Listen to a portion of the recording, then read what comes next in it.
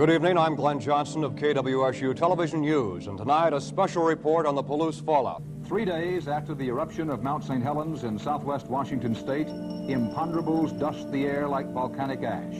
Mount St. Helens shook with its most violent eruption in 123 years.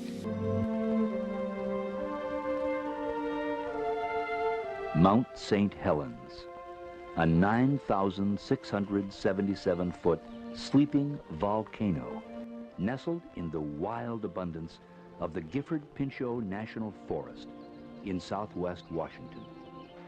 Mount St. Helens was formed 40,000 years ago and is the youngest and most active volcano in the Cascade Range. The lake was a haven for recreational activities and youth camps, the YMCA's Camp Meehan being the first. Thousands of youngsters flocked to the lake over the years. St. Helens is a place where people of any age could explore and encounter nature. A place as close to heaven as one could get. Until everything changed. On May 18th, 1980, a relatively normal day, the sleeping giant known as Mount St. Helens woke up. David Johnston, a volcanologist manning an observatory close by, shouted the historic words, "Vancouver, Vancouver, this is it," while the lateral blast eruption obliterated the north side of the volcano. Lateral eruptions are scientific anomalies, taking place only on few flanks in history, molten rock flowing out of the weakest point in a volcano, in most cases decimating much more. This devastating eruption caused animals to run away from their homes and people to live in smoke and ash. St. Helens, while a scientific anomaly, has had excellent impacts, unpleasant repercussions, and everything in between. The raging torrent had left its mark. The immensity of the blast in 1980 was unlike anything that anyone could have predicted. The blast had major impacts on the way scientists and civilians encounter and explore the mountain. But what really happened that day? First, a 5.1 magnitude earthquake occurred at the mountain. Within 10 seconds, the earthquake triggered the largest landslide in recorded history. The lateral blast destroyed the mountain's northern flank and released millions of tons of magma and ash. The ash was carried away by the wind, disrupting air traffic for hundreds of miles.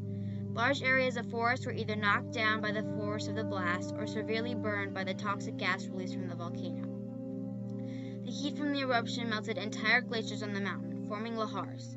The lahars moved down the mountain and into streams and rivers, ripping up trees, destroying roads, bridges, and homes, such as Christine Colacerto's and Harry Truman's.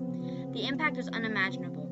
Overall, the eruption obliterated the mountain's north side, demolished more than 200 square miles of land, and killed 57 people, including David Johnston and Harry Truman. You know, we were just dumbfounded by the immensity and the power of what had happened. Despite being specialists in big disturbances.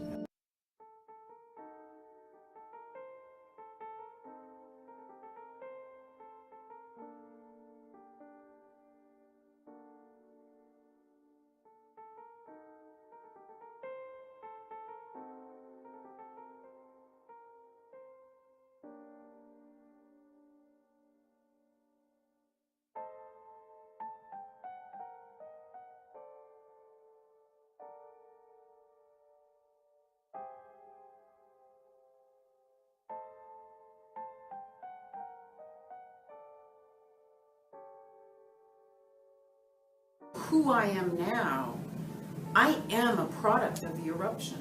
I wouldn't be who I am if Mount St. Helens hadn't erupted. And I think it's true for everybody living in the Pacific Northwest at that time. It was a huge wake-up moment that we were living among volcanoes and that volcanic eruptions weren't these distant things that happened in Pompeii or, Etna. Or with Vesuvius, they were things that could happen to us right here.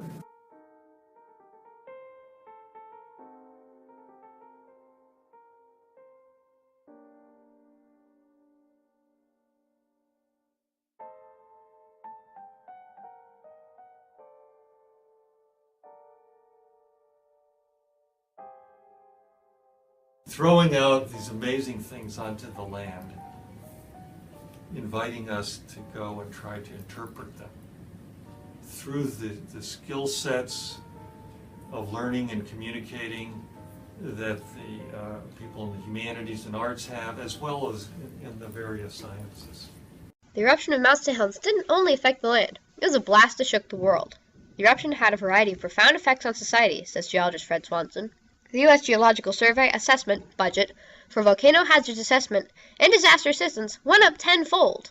In 1980, there were already volcano observatories, but with the newfound knowledge of how dangerous volcanoes can get, more observatories started being formed around the country and even around the world. We now see, as we review all the literature on plant and animal response to eruptions, we see Mount St. Helens was hugely influential in this whole field of study. Plants brought the animals back, and the world learned just how tough nature really is. Knowledge of devastation and renewal dawned multiple articles, books, and papers regarding the topic. But those aren't the only ways the mountain has changed our world in a more positive way. So I've been really keen on helping to bring the poets and philosophers and artists, other creative writers into the area so we can communicate about the cultural dimensions. Society united itself, philosophers and scientists standing alongside artists and poets. Different scientists traded what they knew for other information, and every person completed everyone else. In the wake of devastation, humanity always finds a way to ricochet from hardship.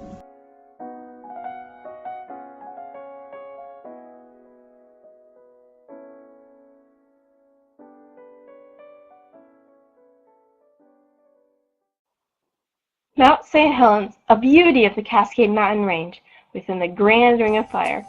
It changed recreations for generations to come. People used to swim in Spirit Lake and hike to the top. Now people climb the volcano and look into the gaping crater below. The eruption created jobs for scientists waiting to explore. People from all the way around the world come here to explore what we know as our backyard. From a still volcano to a moving volcano to an eruption, this volcano is alive. Who knew a volcano could impact society on such a great scale? This volcano helped scientists from around the world better predict when volcanoes would erupt. By exchanging information between scientists, knowledge of volcanoes expanded. This is an extraordinary volcano because it also set off the largest landslide in recorded history, and then a lateral blast. Scientists did not know the volcanoes could erupt sideways. Because of this lateral blast, a scientist named David Johnson manning the volcano died because everyone, including him, thought he was safe. This volcano impacted families who lived at the mountain, like Christine Palacerdo, and how she lost what she loved. Christine Palacerdo is a writer, and her book was prescribed to 9/11 survivors to help deal with the loss, and how 57 lives were lost in this catastrophic event. Even though there was devastation, this changed science forever and changed the world in countless ways. Mount St. Helens will offer explorations with science and getting information about volcanoes. It will offer encounters with nature and the resilience of the volcano. And lastly, scientists exchange information to better prepare humanity for these natural disasters and to gain scientists' knowledge worldwide of how phenomenal volcanoes can be. Mount St. Helens showed science and humanity that volcanoes can be more than just a blast.